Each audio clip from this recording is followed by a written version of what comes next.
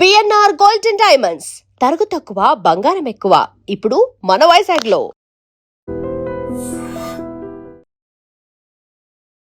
నమస్తే అమ్మా. నమస్తే అమ్మా.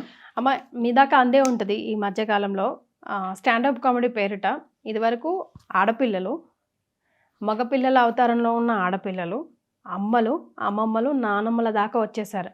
అయితే బ్యాడ్ ఫేట్ ఏంటంటే ఆడపిల్లలే ఇలాంటి కామెడీ జంకులు వాడటం అన్నది రియల్లీ వెరీ వెరీ బ్యాడ్.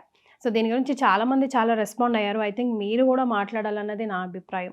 అంటే మనుషులకి ఔచిత్యం అన్నది తెలియట్లేదమ్మా. అన్నింటికన్నా ప్రధానం ఔచిత్యం. ఔచిత్యం అంటే ప్రొప్రైటీ అంటారు.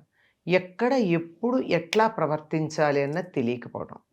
ఎబ్బెట్టుగా ఉంటాయి కొన్ని చోట్లకి కొన్ని సందర్భాలు. ఎక్కడ అందరూ చాలా బాధగా ఉన్నప్పుడు హఠాత్తుగా పగలబడి నవ్వాడు అనుకో, ఎంత ఎబ్బెట్టుగా ఉంటుంది. మరి లేదు, పెళ్ళి అలాంటి శుభకార్యాలు అందరూ ఆనందంగా ఉంటే బోరుని ఏడిచాడు అనుకో, ఎంత సందర్భంగా ఉంటుంది.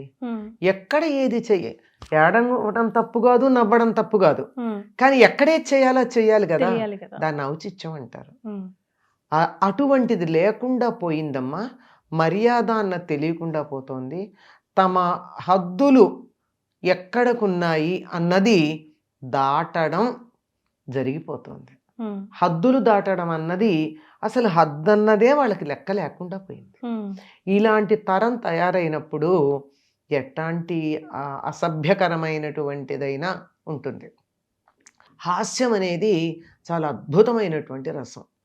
మనిషి యొక్క మనోభావాలను తేలికపరిచి, అంటే మనస్సుని తేలికపరిచి లోపల ఉన్న బరువుని తగ్గించి బాధ, దుఃఖం మొదలైనటువంటివన్నీ కూడా ఇలా ఫిల్టర్ చేసినట్టుగా హాయిగా తేలికపడేట్టుగా చేస్తున్నాం హాస్యం.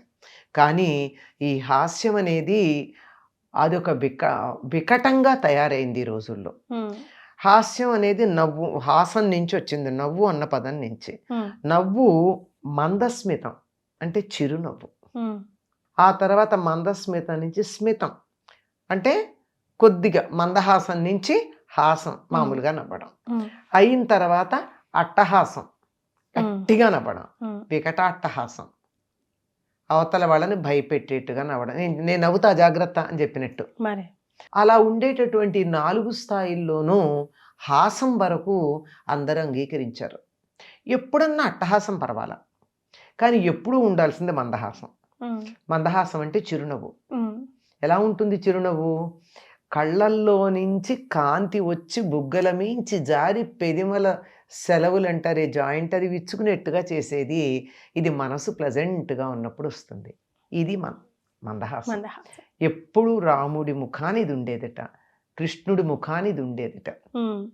అంచేత అటువంటి నవ్వు చాలామంది ఈ రోజుల్లో కొంతమంది ముఖాల్లో మనం చూస్తాం, నిరంతరం కాకపోయినా చాలా సందర్భాల్లో చూస్తాం.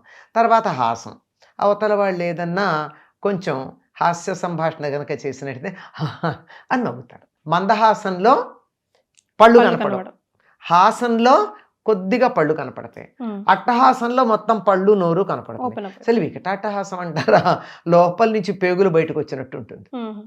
ఇది నిషిద్ధం. ఈ వికటాట్టహాసం అన్నది ఒక్క ప్రతినాయకులు అంటే విలన్స్ మాత్రమే చేసేటటువంటిది. కానీ ప్రస్తుతం వికటాట్టహాసం చేసేటటువంటి దానికే హాస్యం అనేటటువంటి పేరుతో మనం అనుకుంటూ ఉన్నాం. ఒక్క మాట మాట్లాడితే అవతల వాళ్ళు పగలబడి నవ్వడం, పొట్ట చెక్కలయ్యేటట్టు నవ్వడం, ఒకళ్ళ భుజాలు ఒకళ్ళు కొట్టుకోవడం, ఇలాంటివన్నీ ఇది హాస్యం అనుకుంటున్నారు. ఇది హాస్యం కాదు, దీన్ని వెకిలితనము అంటారు. ఈ వెకిలితనం కూడా ఇంతో అంతో చూసి చూడనట్టు ఊరుకోవచ్చేమో కానీ అశ్లీలము, అసభ్యత కూడా మనకి హాస్యంలో భాగమైపోయినాయి. చాలామందికి అశ్లీలంగా మాట్లాడితేనే అది హాస్యం అనుకుంటున్నారు.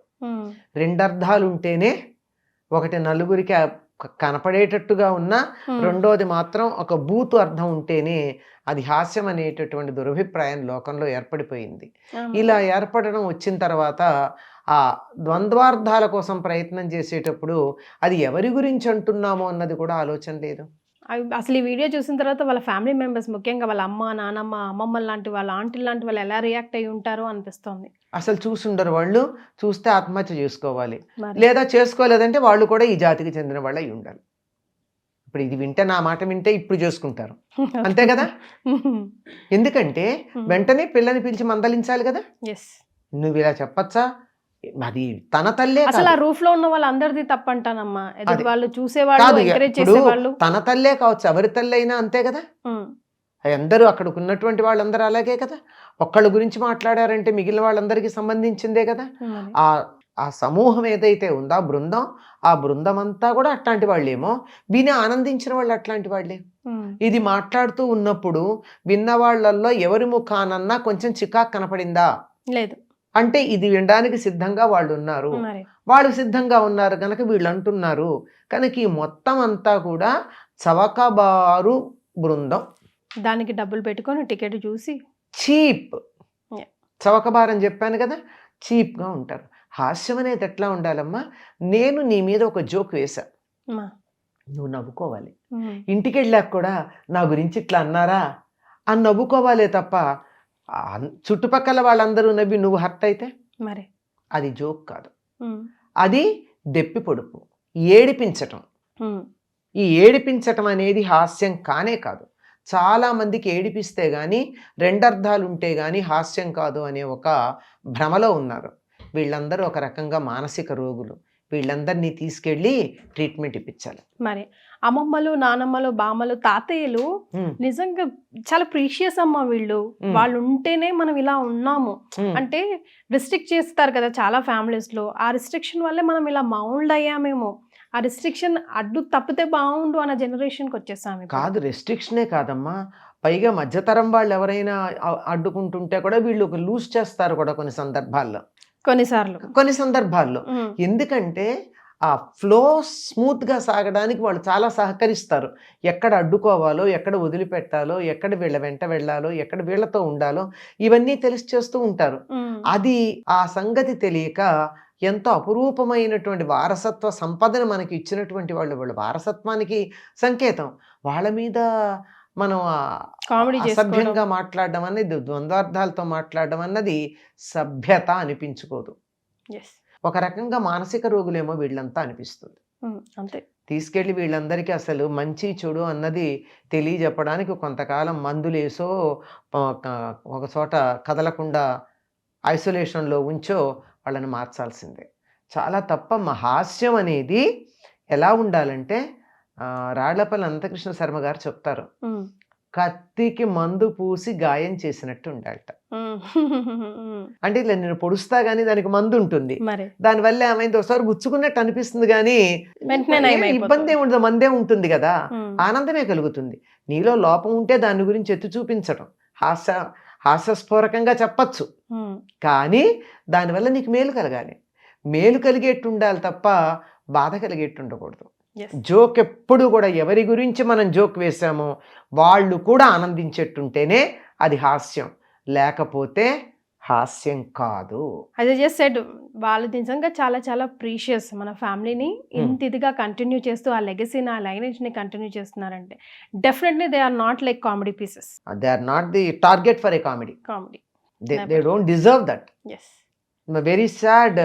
అంత మంచి వాళ్ళకి ఇలాంటి వాళ్ళు పుట్టడం అన్నది వాళ్ళ వంశంలో జరిగిన చిన్న పొరపాటు అంతే, వంశానికి మచ్చ. మీరేమంటారు కింద కమెంట్ చేయండి. రైట్ అమ్మా, ధన్యవాదాలు.